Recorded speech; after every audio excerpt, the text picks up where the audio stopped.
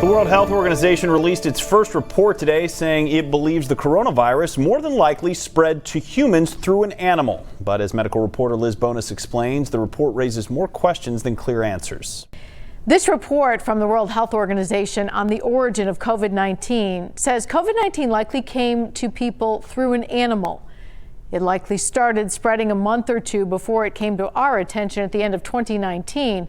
But many say without really seeing the data supplied for this report and being able to do some more research, we may not actually know where this virus came from.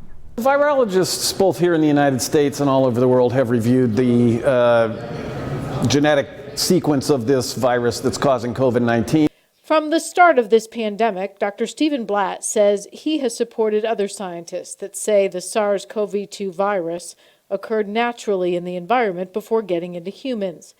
Today, this report from the World Health Organization says the most likely source of transmission was an intermediate animal host, perhaps a wild animal captured by someone and then raised on a farm before the virus was transferred to humans.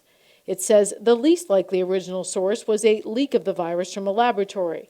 It also says it's possible, but not probable, that it was transmitted from frozen or chilled food. All hypotheses are on the table and warrant complete and further studies from what I have seen so far. Dr. Blatt reviewed the available data so far from this report.